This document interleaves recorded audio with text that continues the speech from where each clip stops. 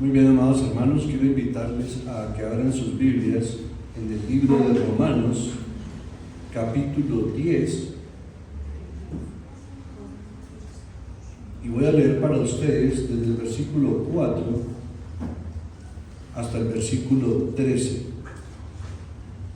En la predicación de la semana anterior involucramos también el versículo 4, pero es necesario hoy volverlo a tomar para esta predicación expositiva, verso por verso, de la palabra de Dios.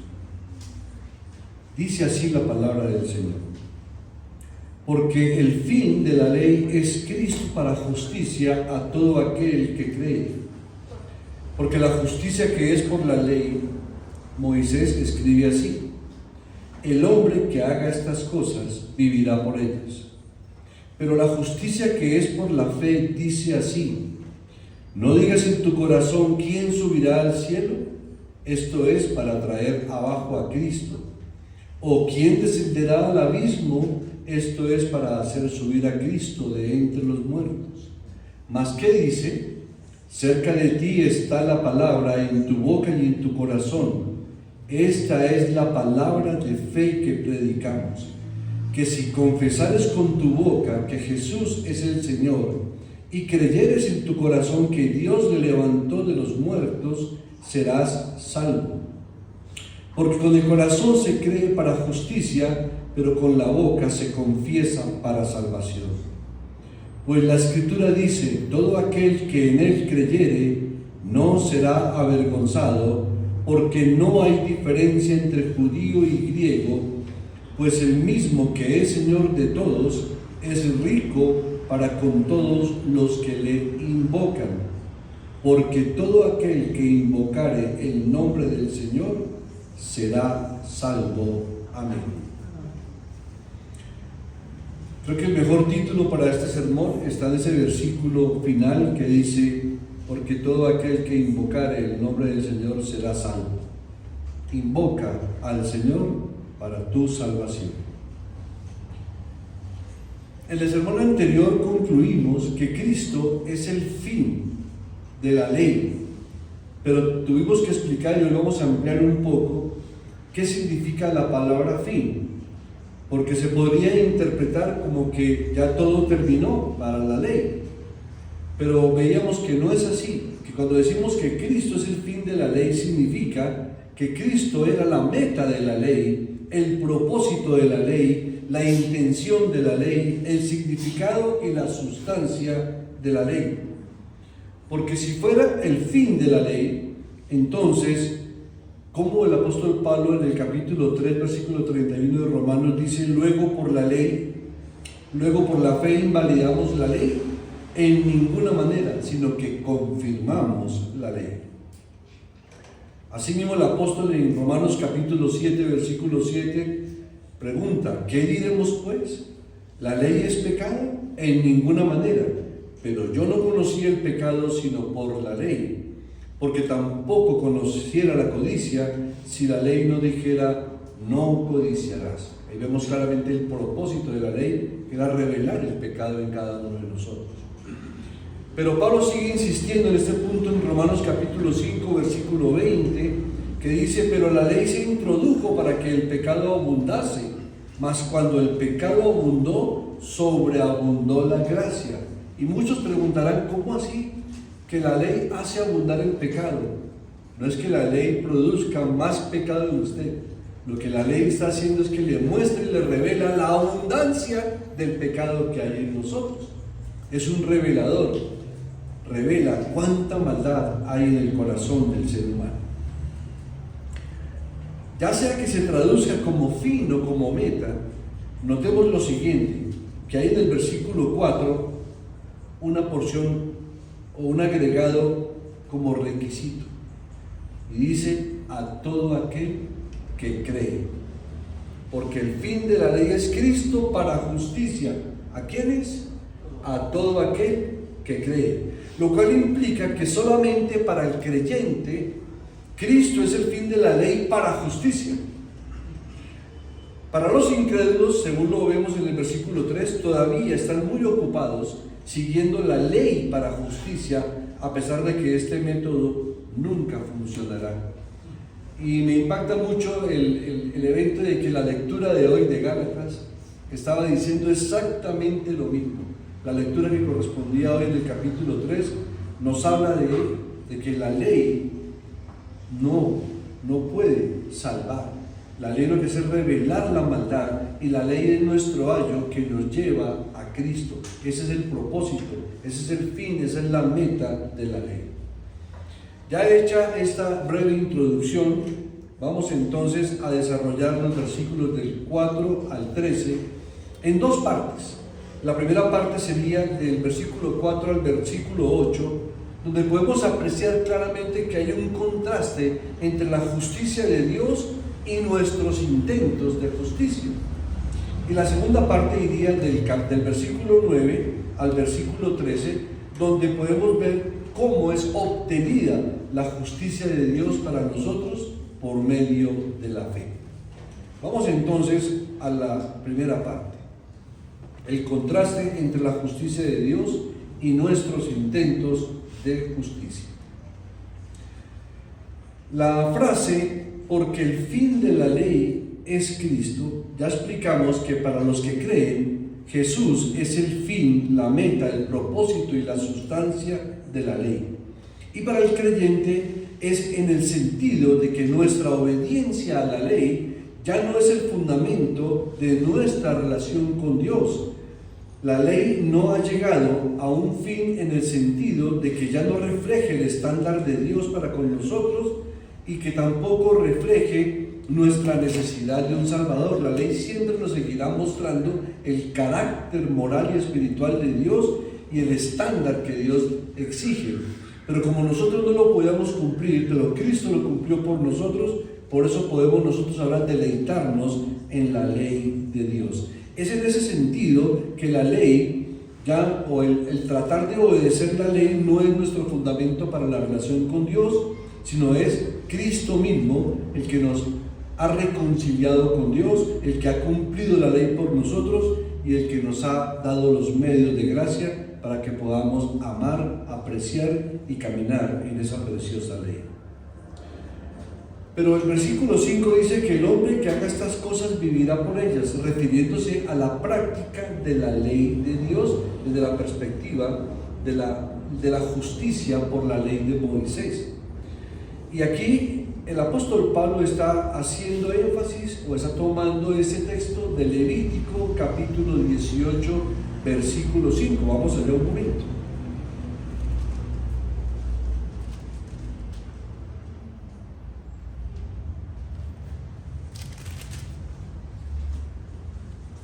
Por tanto, guardaré mis estatutos y mis ordenanzas, los cuales, haciendo el hombre, vivirá en ellos. Yo, Jehová. Cuando uno lo lee así, uno trata de comprender un poquito lo que es la mentalidad hebrea. Porque cuando uno lee el texto así, pareciera muy sencillo, ¿cierto? Pareciera muy simple que si yo cumplo con la obediencia a la ley, viviré por ella. Y obviamente se fue el mandato del Señor, y lo vamos a ver en varios textos. De hecho, el apóstol Pablo citó este mismo texto en Gálatas 3:12, que lo leímos hoy en la lectura que correspondía al capítulo 3 de Gálatas, que dice que y la ley no es de fe, sino que dice que el que hiciera estas cosas vivirá por ellas. Ahora, para tener mayor luz al respecto, acompáñenme a Lucas capítulo 10.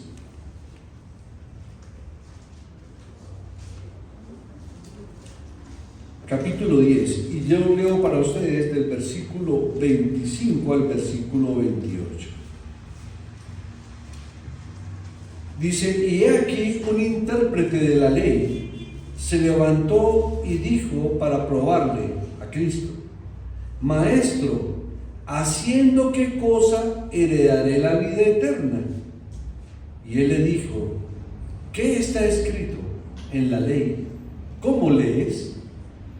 Y el intérprete de la ley responde: amarás al Señor tu Dios con todo tu corazón y con toda tu alma y con todas tus fuerzas y con toda tu mente, y a tu prójimo como a ti mismo. Y la respuesta de Cristo es, o de la afirmación del Señor, verso 28, y le dijo: bien has respondido, haz esto y vivirás.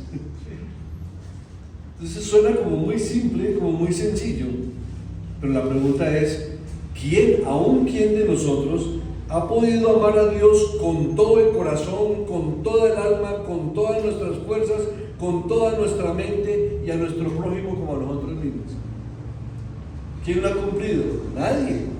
Pero el Señor le dice: bien has contestado, haz esto y vivirás. Y si usted observa, aquí lo que el Señor está diciendo fue lo mismo que Él enfatizó a los de su época al decir que en estos dos mandamientos estaba resumida toda la ley y los profetas. Vamos por un momento a Éxodo capítulo 22, a Éxodo capítulo 20, perdón.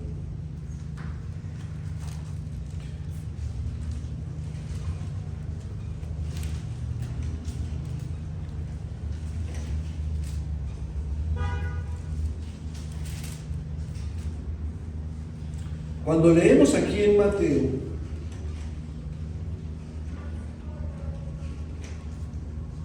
amarás al Señor tu Dios con todo tu corazón y con toda tu alma y con todas tus fuerzas, no es otra cosa que el resumen de los primeros 4 mandamientos de Éxodo, que dice: y habló Dios todas estas palabras diciendo: yo soy Jehová tu Dios, que te saqué de la tierra de Egipto, de casa de servidumbre.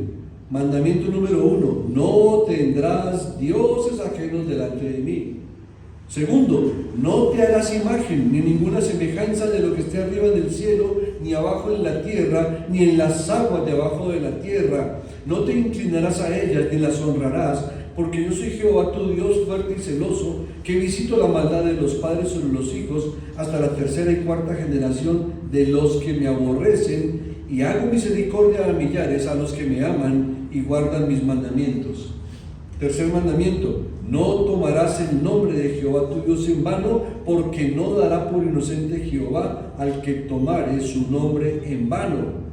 Y el número 4: acuérdate del día de reposo para santificarlo. 6 días trabajarás y harás toda tu obra, mas el 7º día es reposo para Jehová tu Dios.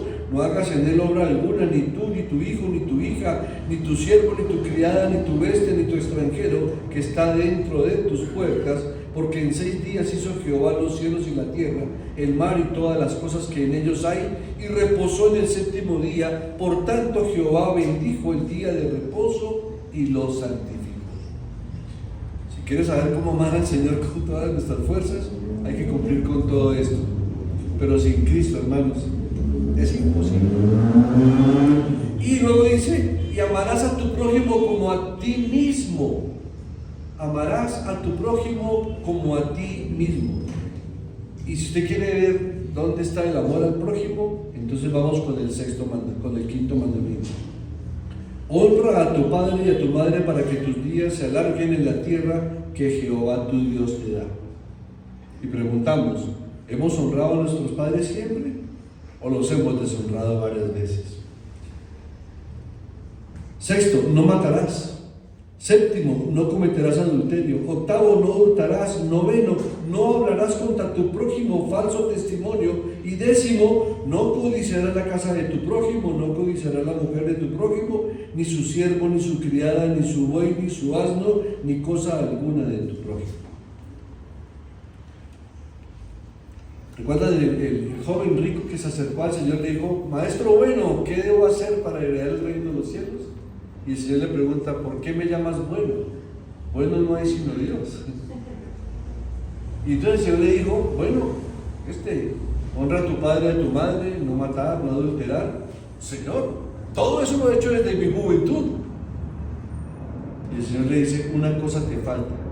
Ve y vende todo lo que tienes, dalo a los pobres y ven y sígueme. Hasta ahí le llegó su dicho. ¿Qué hizo el Señor?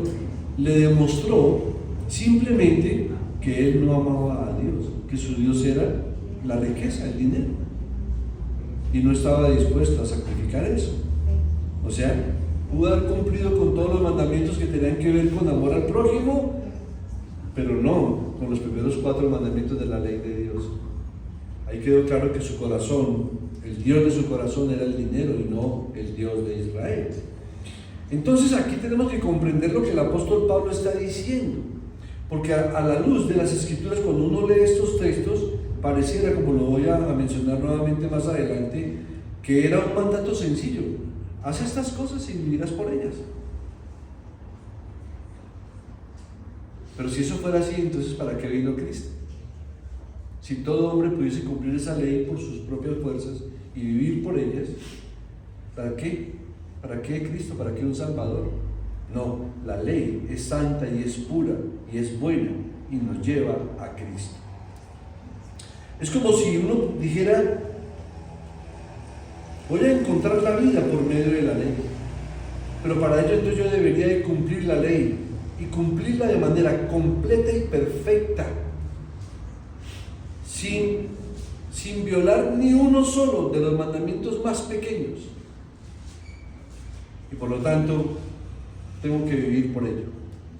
Y esa es la vida del legalista, que quiere tratar de cumplir la ley de Dios por sus propias fuerzas, y eso llevó a esta nación a rechazar el evangelio de Cristo, que era el cumplimiento de la ley, que era el cumplimiento de las profecías, que era el Mesías esperado. Por consiguiente, hermanos, para todos los que ponen su confianza en Cristo, el camino que lleva a la salvación se ha vuelto en un sentido increíblemente fácil, simple y sencillo. La sencillez que veíamos en la ley que no podemos cumplir, la encontramos en Cristo, porque Él sí la cumplió. Y lo único que nos pide es que creamos lo que Él dice. Miremos lo que el apóstol Pablo expresa en los versículos 6 y 7. Escuchemos lo que la palabra de Dios nos dice ahí. Pero la justicia que es por la fe dice así: no digas en tu corazón quién subirá al cielo, esto es para traer abajo a Cristo, o quién descenderá al abismo, esto es para hacer subir a Cristo de entre los muertos. Este texto significa simplemente que yo no puedo hacer la obra de Cristo. O sea, ¿quién estaría capacitado para ir hasta el cielo y bajar a Cristo y decir: Señor, ven, danos tu ley, porque no entendemos, no somos capaces de hacerla? O mucho menos descender al mundo de los muertos para traer de allá a Cristo. ¿Acaso tendríamos el poder de resucitar al Señor? O sea, son cosas totalmente imposibles, y eso es lo que ese texto significa. Ahora, todo esto está basado en Cristo Jesús, y lo que quiere decir el texto que acabamos de leer es que nosotros no tenemos que trabajar para obtener a Cristo. El apóstol Pablo lo que está haciendo aquí es parafrasear a Deuteronomio 30. Vamos allá un momento. Deuteronomio 30, porque ya se hablaba de ello en esa época, lo que nos indica que también allí había misericordia, había gracia. No solamente todo era ley, también había mucha gracia. Vamos a Deuteronomio 30 y cómo lo expresa Moisés, inspirado por Dios en su época. Dice así. Mira el versículo 11 como contexto. Porque este mandamiento que yo te ordeno hoy no es demasiado difícil para ti ni está lejos. ¿Se dan cuenta? Porque yo hablaba de la sencillez del mandato, pero es que el mandato siempre apuntó a Cristo. Porque aún en Deuteronomio, mira lo que dice el versículo 12: no está en el cielo para que digas quién subirá por nosotros al cielo y nos lo traerá y nos lo hará oír para que lo cumplamos. O sea, ahí habla él del mandato. Ya el Señor lo había dado, lo había bajado del cielo para el pueblo. Ni está al otro lado del mar para que digas quién pasará por nosotros al mar o al océano para que nos lo traiga y nos lo haga oír a fin de que lo cumplamos. Ya el Señor les había dado toda la ley del monte Sinaí. O sea, ellos no tienen necesidad de ir al cielo para traer la ley de Dios. Ya Dios había descendido del cielo y había traído su palabra. Y es lo que el apóstol está parafraseando aquí, pero aquí ya lo especifica y lo orienta, es a Cristo, directamente a Cristo, quien descendió del cielo como ese pan de vida que descendió del cielo. Esta paráfrasis de Pablo sobre Deuteronomio 30 del 12 al 14 nos muestra que no tenemos que hacer la obra de Cristo como redentor o como revelador. No es como si tuviéramos que subir al cielo o descender al abismo para obtener a Cristo. Más bien, todo lo que necesitamos se encuentra en el Evangelio que nos ha sido y nos está siendo predicado, y la sencillez del Evangelio se encuentra en estas dos palabras: el que cree es salvo. Todo aquel que invoca y cree es salvado. Ahí es donde está la sencillez del Evangelio. El asunto es que muchas veces usted y yo tropezamos con esa sencillez porque creemos que el hombre tiene que aportar algo para su salvación. Y lo único que hemos aportado para nuestra salvación es nuestra maldad y nuestro pecado y nuestra muerte espiritual, nada más. El punto que Moisés enfatiza, mis hermanos, es que la ley le ha sido dada a Israel en un contexto de gracia. ¿Y por qué decimos que un contexto de gracia? Porque había una promesa, la promesa de entrar a la tierra de Canaán, a esa tierra prometida, a esa tierra que estaba el pueblo listo, a punto de entrar, y que era un don de Dios para ellos. Fíjense que a pesar de toda la infidelidad que tuvo Israel, el Señor cumplió su promesa de llevarnos a esa tierra prometida, a esa Canaán, que en un sentido usted y yo no podemos desconocer de que hay una analogía bastante sorprendente entre la entrada del pueblo de Israel a la Canaán terrenal como la entrada tuya y mía a la Canaán celestial, al reino de los cielos, por la obra de Cristo Jesús. De ninguna manera ellos entraron a la Canaán terrenal como producto de su propia justicia o de su propio esfuerzo. Vamos nuevamente a Deuteronomio y, por favor, sin perder la cita de Romanos, vamos a estar meditando bastantes textos en Deuteronomio. Ahora vamos a Deuteronomio capítulo 8. Y leo para ustedes el versículo 17 y 18 que dice así: y digas en tu corazón, mi poder y la fuerza de mi mano me han traído esta riqueza, sino acuérdate de Jehová tu Dios, porque Él te da el poder para hacer las riquezas, a fin de confirmar su pacto que juró a tus padres, como en este día. Deuteronomio 9, versículos del 4 al 6. No pienses en tu corazón cuando Jehová tu Dios los haya echado de delante de ti, diciendo, por mi justicia me ha traído Jehová a poseer esta tierra. Pues por la impiedad de estas naciones Jehová las arroja delante de ti. No por tu justicia ni por tu rectitud de tu corazón entras a poseer la tierra de ellos, sino por la impiedad de estas naciones Jehová tu Dios las arroja de delante de ti, y para confirmar las palabras que Jehová tu Dios juró a tus padres, Abraham, Isaac y Jacob. Por tanto, sabe que no es por tu justicia que Jehová tu Dios te da esta buena tierra para tomarla, porque pueblo duro de servir eres tú. ¿Sí ven la aplicación directa para nuestras vidas? ¿Acaso tú y yo fuimos salvados de por Cristo por nuestra justicia o por nuestras buenas obras? No. Fue por su misericordia y por su gracia y por su poder. Como les dije, hay una analogía sorprendente entre la entrada de Canaán terrenal y obtener la salvación. Y era claro, no solo para el escritor de la epístola a los hebreos, que la vamos a ver, sino también para el apóstol Pablo, que entre otras cosas muchos intérpretes consideran que Pablo fue el autor de Hebreos. Otra corriente teológica piensa que fue Apolos, otros que fue Bernabé. No importa quién haya sido, si no aparece el nombre ahí, sabemos que es inspirada por el Espíritu de Dios. Y entonces el escritor de Hebreos, en Hebreos 4, del 6 al 10, también nos deja mucha luz al respecto. Vamos allá por un momento.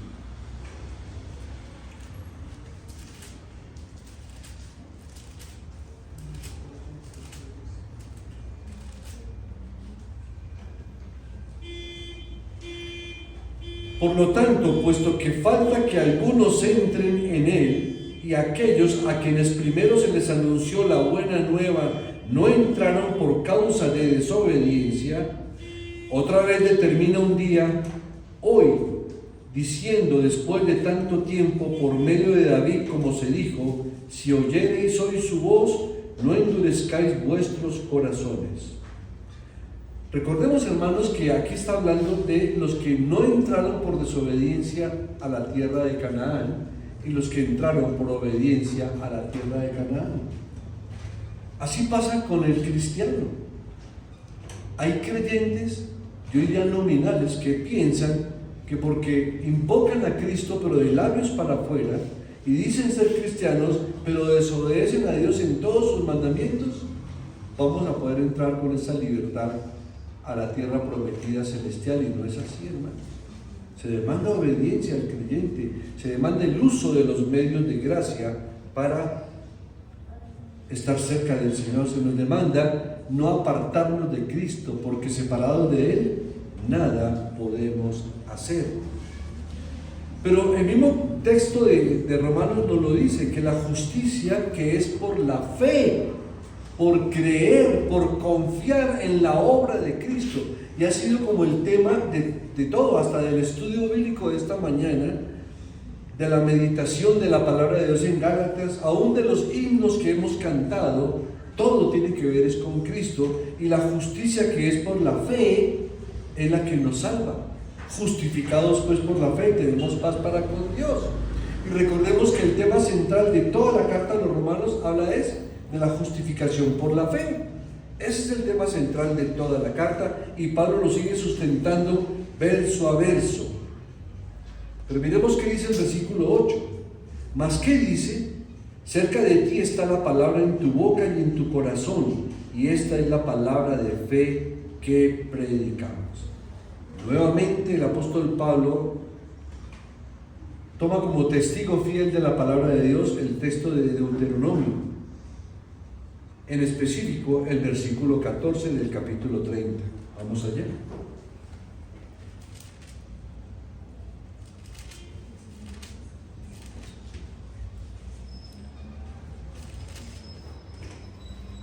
Después de que leímos todo, que nadie puede subir al cielo ni atravesar el océano, en Deuteronomio el versículo 14 dice: porque muy cerca de ti está la palabra. ¿En dónde? En tu boca y en tu corazón. ¿Para qué? Para que la cumplas. Muy cerca de ti está la palabra. No tienes que ir a largas distancias, a atravesar los océanos, creer que puedes subir muchos montes para llegar al cielo, o descender a los abismos para encontrar esos vestigios. No, ya la palabra está cerca de tu boca y cerca de tu corazón, que también vamos a meditar un poco en ella, que nos da mucha vitalidad espiritual cuando la comprendemos de una manera bíblica correcta. En lugar de ir a grandes distancias para alcanzar la justicia por la ley, como lo hacen los judíos hasta el día de hoy y muchas otras religiones legalistas, podemos recibir inmediatamente, de manera inmediata, la justicia que es por medio de la fe, cuando confiamos en la palabra del Evangelio de Cristo.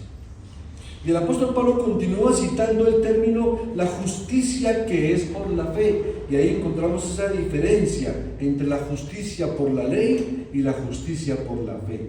La justicia que es por la ley nadie la puede cumplir, por lo tanto la ley lo ajusticia. Pero la justicia que es por la fe me guarda y me protege, porque Cristo ya la cumplió. La ira de Dios ya fue derramada sobre su propio Hijo, la justicia de Dios fue satisfecha y es aplicada a mí, o es imputada a mi vida. O sea, el Señor me mira como si yo nunca hubiese pecado. Qué tremendo, ¿no? Pero esa es la realidad del Evangelio. Y eso es lo que el ser humano, aún el de hoy día, no quiere comprender, porque el orgullo del ser humano piensa que el ser humano puede hacer algo por sí mismo para agradar a Dios. Y a Dios nadie lo puede agradar sino a través de Cristo, porque la complacencia del Señor está en su Hijo. He ahí mi Hijo, en quien está toda mi complacencia. Recuerden la transfiguración de Cristo, que está con Pedro y con Juan, y aparece en Elías, Moisés hablando con Cristo, y Pedro dice: Señor, qué bueno que estemos aquí y hagamos 3 enramadas, una para ti, una para Moisés y una para Elías. Y viene una voz del cielo que dice: este es mi Hijo amado, a él oí, porque en él tengo toda mi complacencia. Y si yo estoy aferrado a Cristo, entonces la justicia es por fe, por creer en Cristo. Ahora bien, la cita que miramos en Romanos capítulo 10, versículos 6 y 7, terminaba con las palabras de Deuteronomio 30:13. Pero aquí, en el versículo 8, estamos combinando con las palabras de Deuteronomio, versículo 14, en Romanos 10:8. La palabra está cerca de ti, está en tus labios y en tu corazón, o sea, está a tu alcance. Y si alguien aquí no ha nacido de nuevo, hoy es el día, o puede ser el día de su salvación, porque la palabra del Señor está cerca de ti, cerca de tu boca y cerca de tu corazón, para que la creas y la confieses. Hay unos textos que vamos a mirar, y por eso les dije, tengamos muy presente Deuteronomio, porque va a ser un deleite hacer este recorrido rápido por Deuteronomio. La palabra está cerca de ti y está en tus labios y en tu corazón. Y el Señor, por medio de sus misericordiosas confirmaciones, promesas y amonestaciones que se encuentran en abundancia precisamente en el libro de Deuteronomio, vamos a mirar algunas de estas perlas preciosas, algunas de estas gemas, de estas joyas que tienen que alimentar nuestro espíritu de una manera vivificante, de una manera que nos lleve a glorificar, a adorar al Señor, de una manera doxológica, es decir, que exaltemos al Señor en gratitud, no solamente por todo lo que ha hecho por nosotros, sino por las promesas que siguen siendo vigentes para su pueblo. Vamos todos entonces a Deuteronomio y vamos a comenzar en el capítulo 5. Y quiero que esté muy atento, que le pida al Señor que por su Espíritu le permita deleitarse en estos textos que nos confirman que había mucha gracia aún en la época de la ley de Moisés. Deuteronomio 5, versículo 6. Yo soy Jehová tu Dios, que te saqué de tierra de Egipto y de casa de servidumbre. ¿De dónde nos sacó el Señor a nosotros? De esclavitud, ¿cierto? De casa de servidumbre, de la servidumbre del pecado. Deuteronomio 6, versículos 4 al 9. Oye Israel, Jehová nuestro Dios, Jehová uno es. Y amarás a Jehová tu Dios de todo tu corazón y de toda tu alma y con todas tus fuerzas. Y estas palabras que yo te mando hoy estarán sobre tu corazón. Y las repetirás a tus hijos y hablarás de ellas estando en tu casa y andando por el camino y al acostarte y cuando te levantes, y las atarás como una señal en tu mano y estarán como frontales entre tus ojos, y las escribirás en los postes de tu casa y en tus puertas. Qué cerca está la palabra del Señor. Deuteronomio 7, del 7 al 9. No por ser vosotros más que todos los pueblos os ha querido Jehová y os ha escogido, pues vosotros erais el más insignificante de todos los pueblos, sino por cuanto Jehová os amó y quiso guardar el juramento que juró a vuestros padres, os ha sacado Jehová con mano poderosa y os ha rescatado de servidumbre de la mano de Faraón, rey de Egipto. Conoce pues, iglesia, que Jehová tu Dios es Dios, Dios fiel, que guarda el pacto y la misericordia a los que le aman y guardan sus mandamientos hasta 1000 generaciones. Vamos a Deuteronomio capítulo 10, versículos 12 y 13. Ahora pues Israel, ¿qué pide Jehová tu Dios de ti? Sino que temas a Jehová tu Dios, que andes en todos sus caminos y que lo ames, y sirvas a Jehová tu Dios con todo tu corazón y con toda tu alma, que guardes los mandamientos de Jehová y los estatutos que yo te prescribo hoy, para que tengas prosperidad. Capítulo 11, versículos 13 al 15. Es que, hermano, no quería perder ninguno. Cada que los leía decía, no lo puedo quitar del sermón. 11, del 13 al 15. Si obedecieres cuidadosamente a mis mandamientos que yo te prescribo hoy, amando a Jehová vuestro Dios y sirviéndole con todo vuestro corazón y con toda vuestra alma, yo daré la lluvia de vuestra tierra a su tiempo, la temprana y la tardía, y recogerás tu grano, tu vino y tu aceite. Daré también hierba en tu campo para tus ganados, y comerás y te saciarás.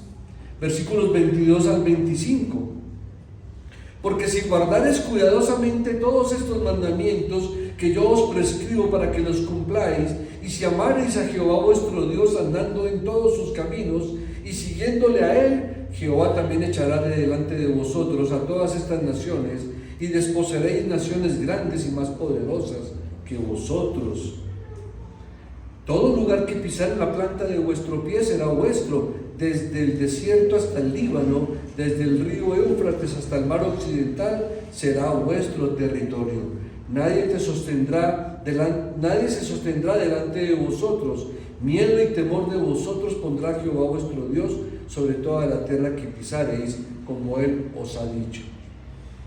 Ahora, aquí te viene un mensaje para los hermanos que creen que pueden pisar todo, ¿no? Cuando yo me encuentro con alguien que tiene esa doctrina, yo le digo, bueno, pero te falta ir hasta allá y tienes que ir al desierto del Líbano, desde el río Éufrates y hasta el mar occidental, y pisar todo eso. Fueron promesas hechas al pueblo de Israel, pero tienen una aplicación espiritual para nosotros en muchos aspectos. ¿Cuál? Que la palabra de Dios siempre ha estado cerca del corazón y de los labios de su pueblo.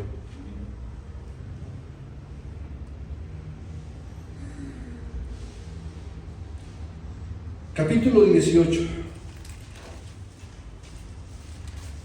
del 15 al 18.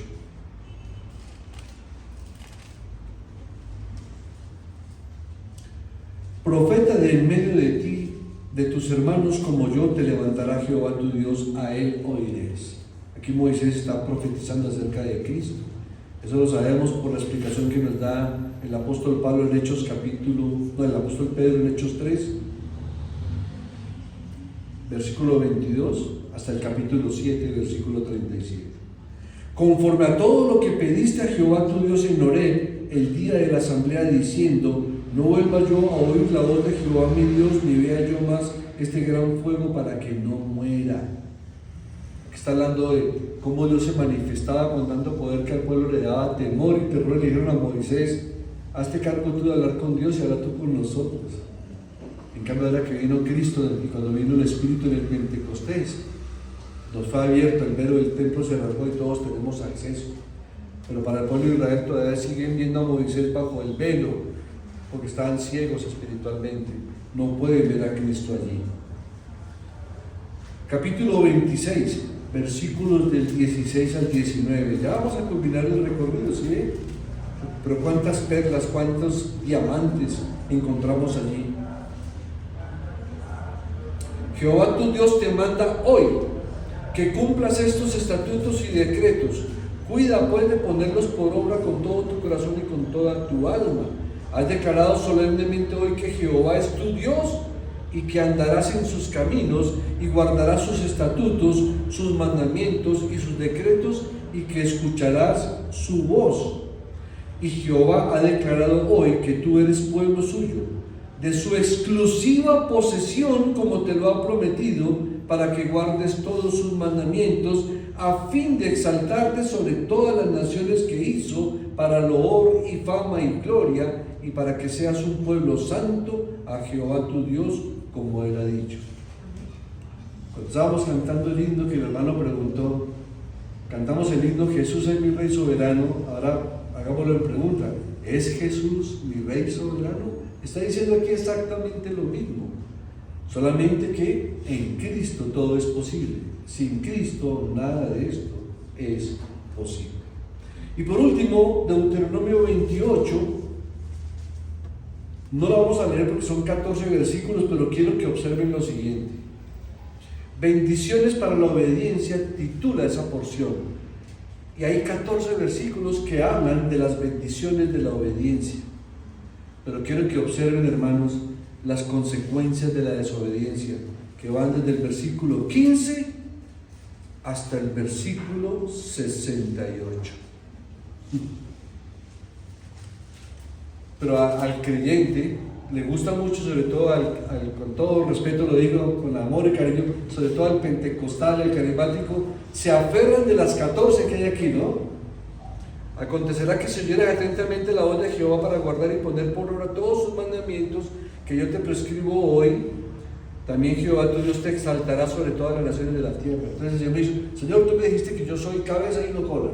Entonces voy a ser el presidente de esta nación, un empresario exitoso. Voy a ser el hombre más rico del mundo y el hombre más sano del mundo, porque aquí están todas estas bendiciones. ¿Sí? La arteza de amasar no faltará, seré bendito en la tierra y bendito en el campo, bueno, en fin. Y son bendiciones reales, por supuesto, pero son condicionales. ¿A qué? A la obediencia. Pero miren cuántas hay condicionales a la desobediencia. Y si uno mira la historia de toda esta nación, pues fueron más los tiempos de angustia y de maldición que sufrieron por la desobediencia. Bien, mis hermanos, el Señor había así, por así decirlo, traído a su pueblo muy cerca de su corazón toda esta palabra. ¿Y qué contestaron ellos? Rechazaron al Mesías. ¿Y qué pasa con nosotros? Deberíamos de contestar con una respuesta de amor. ¿Qué pasa con mi respuesta al Señor por todas estas bendiciones que me ha dado? La salvación, la vida eterna, el Espíritu de Cristo, el ser hijo de Dios, el ser adoptado, santificado, elegido, apartado. Todo eso es para nosotros. Vamos a la segunda parte, hermanos, que es más corta, del 9 al 13. ¿Cómo es obtenida la justicia de Dios por medio de la fe? La justicia de Dios no es obtenida por obras, en cambio la obtenemos al confesar y creer en la persona y obra de Cristo Jesús. Que si confesares con tu boca, lo que indica que la confesión tiene la idea de estar de acuerdo con todo esto. Cuando confesamos que Jesús es el Señor, estamos de acuerdo con lo que Dios dijo acerca de Jesús y con lo que Cristo dijo acerca de sí mismo. Significa que reconocemos que Jesús es Dios, que es el Mesías y que su obra en la cruz es la única manera de salvación. En este versículo 9, la confesión que está en los labios, si observan, está precediendo a la fe que está en el corazón. Pero en el versículo 10 la secuencia se invierte. Primero el apóstol Pablo resalta el corazón y luego sí los labios. ¿Por qué pudo ocurrir eso? Porque en Deuteronomio 30:14 está primero los labios y después el corazón, pero sabemos por todas las escrituras que los labios no pueden declarar algo que no esté en el corazón. De la abundancia del corazón habla la boca. Entonces el Señor nos insta a que del corazón del hombre es donde salen todos los males, y por eso en el profeta Ezequiel y en el profeta Jeremías el Señor dice que nos dará un nuevo corazón, y es en ese nuevo corazón que podemos comprender todas estas cosas. Además, Jesucristo es el Señor. Recordemos que en la época de ellos solamente se le decía Señor Kairos al emperador. Ahora un judío convertido entendería la realidad de confiar y de confesar a Cristo como el Señor de su vida, porque para el judío intelectualmente honesto, la palabra de Dios en la versión de la Septuaginta hablaba del Kurios refiriéndose a Dios. Por eso ya no podía llamar a Kurios a ningún Señor que no fuese Cristo. Y el gentil, pues peor todavía, en el buen sentido lo digo, ningún gentil lo haría si no hubiera cesado de adorar al emperador como Kurios o Kairos. La palabra Kurios o Kyrios fue y es el fundamento de nuestra fe. Jesucristo es el Señor. Por eso el Salmo 110:1 dice: y dijo Jehová al Señor, y dijo Elohim a Adonai, y dijo el Señor Dios al Señor Dios: siéntate a mi diestra hasta que ponga por estrado a todos tus enemigos. Pero luego dice que si creyeres en tu corazón que Dios le levantó de los muertos, recordemos que dice que Dios Padre lo levantó de los muertos, que el Espíritu Santo lo levantó de los muertos, pero Cristo dijo que Él podía tomar su vida porque Él tenía el poder para tomarla y el poder para dejarla y el poder para volverla a tomar, igualándose obviamente, viendo lo que es que Dios el Padre es Dios, que el Hijo es Dios y que el Espíritu es Dios. Y luego dice, porque con el corazón, y notemos aquí que ya viene el orden adecuado, Porque el corazón no es solamente el asiento de los afectos o de las emociones. Según el uso bíblico, el corazón es el eje de la rueda de la existencia de la vida humana. El corazón es el eje de lo intelectual, de lo emocional y de lo volitivo. Proverbios 4:23 lo declara así: sobre toda cosa guardada, guarda tu corazón, porque de él mana la vida. Es decir, el corazón es el origen o la fuente de toda actividad humana. En primer lugar, debe haber fe en el corazón, porque sin dicha fe, cualquier confesión de labios que uno haga puede ser una burla. Por eso el Señor decía: este pueblo de labios me alaba, pero su corazón está lejos de mí. Pero lo que sí ocurre que es correcto es que sí, en el corazón hay fe, es necesario confesar esa fe, porque esta fe no solamente es requerida. Mire que el Salmo 107:2 lo dice así: díganlo los redimidos de Jehová, los que ha redimido del poder del enemigo. O sea, cuéntalo, cuenta de dónde te ha sacado el Señor, compártelo a otros. Sino que también es un proceso completamente natural cuando hay una fe genuina en el corazón y la podemos expresar. Hechos capítulo 4 verso 20 dice: porque no podemos dejar de decir lo que hemos visto y oído. Creer con el corazón y confesar con la boca, estos dos van juntos. Creencia y confianza, creencia y confesión resultan en justicia y salvación. Por eso dice el versículo 11: todo el que pone su confianza en él jamás será avergonzado. ¿Y qué significa que jamás seremos avergonzados? ¿Que jamás nos vamos a sonrojar? No, el hecho de no ser jamás avergonzados significa que jamás desmayaremos, que jamás nos rendiremos, que jamás nos desesperaremos, que jamás nos apresuraremos a renunciar a esta fe genuina, sino que creeremos de manera constante y habitual, a pesar de que podamos fluctuar. La verdadera fe persevera, la verdadera fe no nos deja caer. Podemos caer, pero nos levanta nuevamente, pero no nos deja en un estado de postración siempre. ¿Por qué? Porque estamos fundamentados en la piedra preciosa que es Cristo, que es fundamental, que es sólida y que es estable. Y culmino con esto, mis hermanos. Versículos 12 y 13. Claramente nos está diciendo: porque no hay diferencia entre judío y griego, pues el mismo Señor, que es Señor de todos, es rico para con todos los que le invocan, porque todo aquel que invocar el nombre del Señor será salvo. Esto indica que solamente hay un camino para todos, pero que es real para todos los que lo invocan, única y exclusivamente para todos los que lo invocan. Hay una cita en Joel 2:32, quien escribió esa cita 830 años antes de Cristo, diciendo lo siguiente. Joel identifica a Cristo como Jehová. Escuchen esto: y todo aquel que invocare el nombre de Jehová será salvo. ¿Y qué está diciendo aquí Pablo? Porque todo aquel que invocare el nombre del Señor será salvo. Porque en el monte de Sión y en Jerusalén habrá salvación. ¿De dónde vino Cristo? ¿Quién es el monte de Sión? Cristo mismo. Como ha dicho Jehová, y entre el remanente al cual él habrá llamado. Porque todo aquel que invocare el nombre del Señor será salvo.